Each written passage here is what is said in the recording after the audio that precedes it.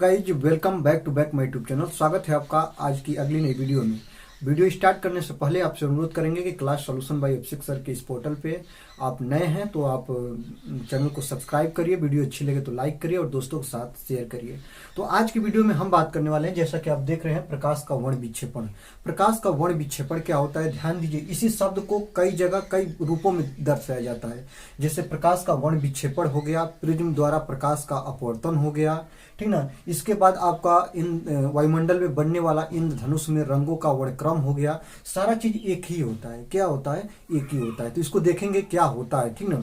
देखिएगा, जैसे कि मान लीजिए प्रकाश का वर्ण विक्षेपण किसे कहते हैं, ठीक ना। तो जब श्वेत प्रकाश की किरण, ध्यान दीजिए, अगर इसका आप डिफिनेशन लिखिएगा तो श्वेत प्रकाश की किरण, श्वेत प्रकाश की किरण किसे कहते हैं, तो सूर्य की प्रकाश किरणों को श्वेत प्रकाश की किरण बोलते हैं, ठीक ना। तो ध्यान दीजिएगा, पूरा डिफिनेशन मैं ना लिखूं, केवल आपको समझा दूं तो आपको समझ में बातें आ जाएगी। देखिएगा, मैंने प्रिज्म बताया है। प्रिज्म का जो आपका डायग्राम होता है, प्रिज्म का डायग्राम ऐसा होता है, ठीक ना, आपने देखा है। अब देखिए, इस प्रिज्म के प्रकाश किरण ऐसे हमने श्वेत प्रकाश की किरण यहाँ पे डाल दिया। क्या डाला? श्वेत प्रकाश की किरण। ये प्रिज्म आपका रहा और प्रिज्म पर मैंने श्वेत प्रकाश की किरण को आपतित कराया, डाल दिया। अब आप जानते हैं कि जब प्रिज्म पर हम श्वेत प्रकाश की किरण डालते हैं तो ये श्वेत प्रकाश की किरण अपने अवयवी 7 रंगों में विभक्त हो जाती है, 7 रंगों में बट जाती है। विभक्त होना का मतलब बट जाना, और इसी घटना को बोलते हैं प्रकाश का वर्ण विक्षेपण या प्रकाश का प्रिज्म द्वारा अपवर्तन, या वायुमंडल में बनने वाला जो प्रिज्म स्पेक्ट्रम होता है, ऐसा ही होता है। देखिएगा, आपको बता रहे हैं कैसा बढ़ता है। इस सूर्य की प्रकाश किरण, सफेद प्रकाश की किरण जब आप इस प्रिज्म पर आप डालिएगा तो प्रिज्म पर डालने के बाद ये प्रकाश की किरण ऐसे जाकर, इसको तो जानी चाहिए ऐसे, लेकिन ये प्रकाश किरण ऐसे नहीं जाती। आपको बता दूं, या तो लेंस में भी मैंने बताया है या दर्पण में भी मैंने इस बात को बता चुका हूं कि अगर लेंस पर देखिए, यहाँ पे थोड़ा अनुभव कीजिए, यहाँ पर मैंने लेंस पढ़ा रहा था, वहां पर भी आपको बताया, उत्तल लेंस हो गया चाहे अवतल लेंस हो गया, ठीक ना। तो जब अवतल लेंस पर भी प्रकाश की किरणों को अगर डालते हैं, चाहे उत्तल लेंस पर प्रकाश की किरणों डालते हैं, तो ये लेंस आधार की तरफ प्रकाश की किरणों को झुका देते हैं। आधार किसका आधार कहाँ है? जैसे मान लीजिए इस लेंस को ऐसे ऐसे आप काट दो, ठीक ना, और इसको भी ऐसे ऐसे अनुभव कीजिए कि आपने इसको विभक्त किया है, काट दिया है। जब इस पर प्रकाश की किरण डालिएगा तो ऊपर वाले का आधार कैसा होगा? नीचे होगा। जब यहाँ पे प्रकाश किरण जाएगी तो ये नीचे की तरफ मुड़ेगा, इसका भी आधार नीचे होगा, तो ये प्रकाश किरण ऐसे मुड़ेगा।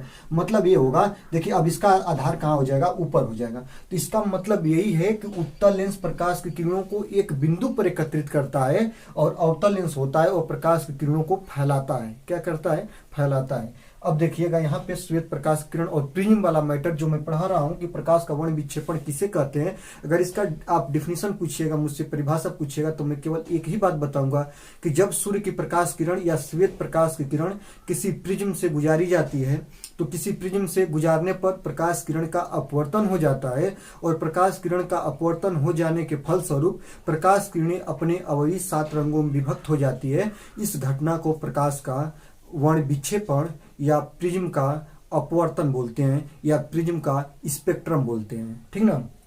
देखिएगा, अब ये आपका श्वेत प्रकाश को मैंने इस प्रिज्म पर डाला, और डालने के बाद ये प्रकाश की किरणें 7 रंगों में विभक्त हो जाती है। ऐसे आप लोग देखिए, 7 रंगों में विभक्त हो जाती है, ठीक ना, 7 रंगों में विभक्त हो जाती है। 1 2 3 4 5 6 7 सात आप देख लीजिए, 7 हो गया। 7 रंगों में विभक्त हो जाती है। इस घटना को प्रकाश का वर्ण विक्षेपण कहते हैं। आप कहेंगे, प्रश्न ये बनता है कि ये 7 रंगे कौन कौन होते हैं। ध्यान दीजिए, आपके एग्जाम में प्रश्न ऐसा बनता है कि सूर्य से, प्रिज्म से जब सूर्य की प्रकाश किरणों को गुजारते हैं तो कितनों रंगों में बढ़ जाती है प्रकाश किरणें। तो वो जो रंगे होती हैं, कितने होते हैं? वो आपके रंगे होते हैं कितने? 7 होते हैं, 7 होते हैं, ठीक ना। वो प्रकाश रंग कितने होते हैं? 7 होते हैं। अब देखिए, इसको नाम से याद करने के लिए आपका एनसीईआरटी पैटर्न की जो साइंस की बुक है उसमें एक शब्द दिया है जिसको हम बहुत आसानी से याद करते हैं, जो होता है VIBGYOR, ठीक ना, VIBGYOR। इसको हम बोलते हैं क्या? विबग्योर, ठीक ना, इसको बोलते हैं क्या? विबग्योर। और नाम को देखिए, नाम को कैसे रखते हैं? नीचे रहेगा V, ऊपर IBGYOR, ठीक ना, VIBGYOR। इसको आप देखिएगा, कुछ भी आपको प्रॉब्लम नहीं होने वाली, केवल इसको आप याद कर लीजिए, भिवग्योर भिवग्योर भिवग्योर, तो आपको याद हो जाएगा, ठीक ना। और वर्ड मीनिंग आप देख ही रहे हैं, VIBGYOR, और यही होता है आपका, ठीक ना। साथ में अगर आपको प्रॉब्लम है कि इसके फुल फॉर्म को देख लिया जाए, ये तो इसका शॉर्ट ट्रिक है ना, शॉर्ट संक्षिप्त रूप है ना इसके, अगर फुल फॉर्म को देखा जाए तो ध्यान दीजिए, एक बार फुल फॉर्म को भी आपको दिखा दूं।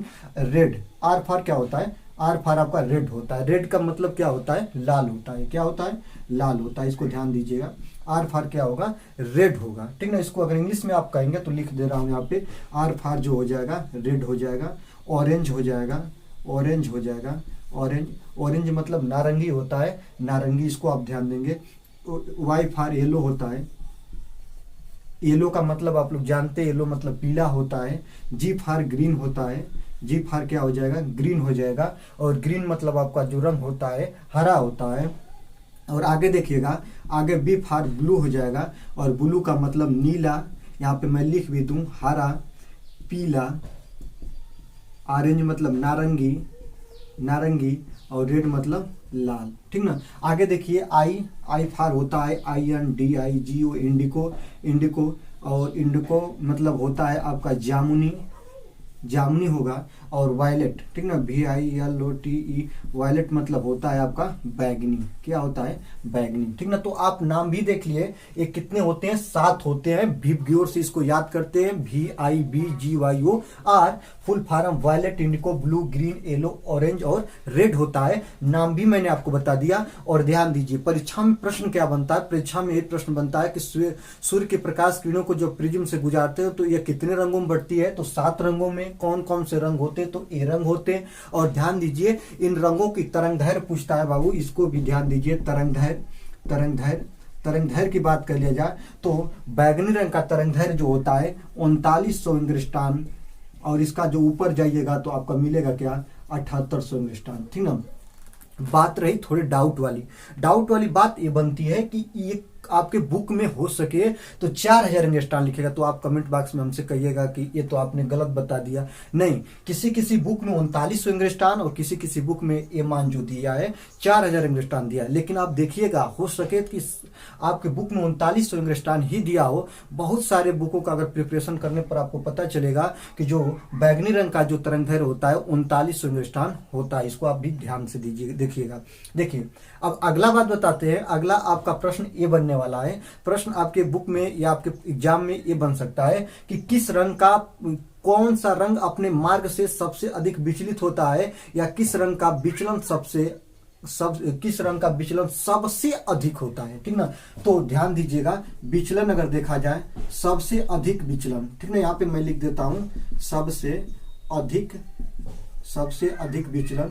तो विचलन का मतलब कि जो अपने मार्ग से विचलित हो जाए, सबसे अधिक कौन सा रंग अपने मार्ग से विचलित हो रहा है। देखिए, ये प्रकाश किरण जा रही है, जो सबसे अधिक नीचे वाला ही तो विचलित हो रहा है। ध्यान दीजिए, आप खुद देखिए, यहां से प्रकाश किरण सबसे नीचे कौन आ रहा है, तो उसी का विचलन सबसे ज्यादा हुआ ना। और नीचे आया क्या आपका भी, और भी फार होता है वायलेट, और वायलेट का मतलब होता है बैगनी। तो किस रंग का विचलन सबसे ज्यादा होता है, तो वो आपका आंसर हो जाएगा बैगनी या वायलेट। इसको भी आप ध्यान दीजिएगा, ठीक ना। आगे देखिए, प्रश्न ये बनता है कि किस रंग का विचलन सबसे कम होता है, ठीक ना। सबसे कम विचलन किसका हो रहा है, देखिए अपने मार्ग से कौन सबसे कम विचलित हो रहा है, तो सबसे कम विचलित ऊपर वाला हो रहा है। मतलब कौन विचलित हुआ, तो यहाँ पे आपका सबसे कम विचलन जो हुआ वो रेड का हुआ। रेड का मतलब होता है लाल, और यहाँ पे देखिए मैंने लिखा है रेड का लाल, और तो आप लिखिएगा सबसे अधिक विचलन बैगनी का, और सबसे कम विचलन जो होता है वो लाल का होता है,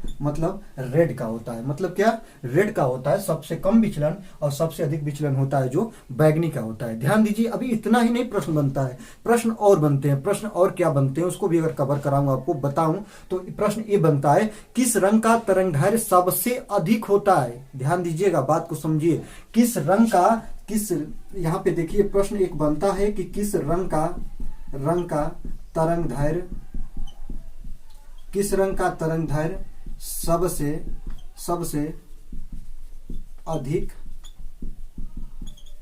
होता है। तो किस रंग का तरंग दैर्घ्य सबसे अधिक होता है? देखिए मैंने तरंग दैर्घ्य का भी बढ़ता हुआ क्रम लिख दिया, आपको यहाँ पे बताया हूँ तरंग दैर्घ्य का बढ़ता हुआ क्रम।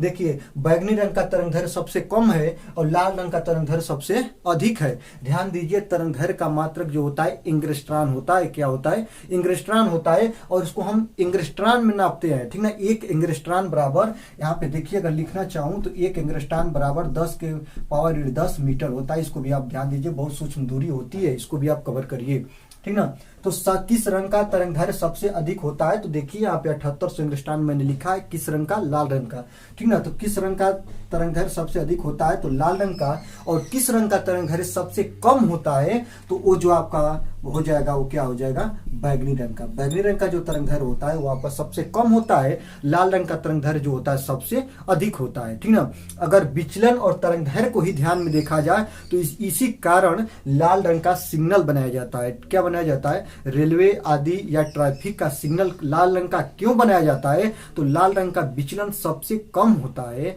इसी कारण इसका हम जो प्रयोग करते हैं सिग्नल में या ट्रैफिक में इसका प्रयोग करते हैं, ठीक ना। तो आशा करता हूं कि ये वाला टॉपिक आपको बिल्कुल समझ में आया होगा। अगर कुछ भी आपको संदेह है तो कमेंट बॉक्स में जाइए, कमेंट बॉक्स में आप जरूर हमको बताएं, क्योंकि मैं आपका कमेंट बॉक्स जरूर देखता हूं और जो भी डाउट होंगे उस डाउट को मैं दूर करूंगा। और तब तक के लिए धन्यवाद। मिलते हैं अगले वीडियो में। पुनः आपसे वही बात रिपीट करूंगा कि आप चैनल पर नए हैं तो चैनल को सब्सक्राइब करिए, बेल आइकन को प्रेस करिए और वीडियो अच्छी लगे तो जरूर लाइक करें और दोस्तों के साथ शेयर करें।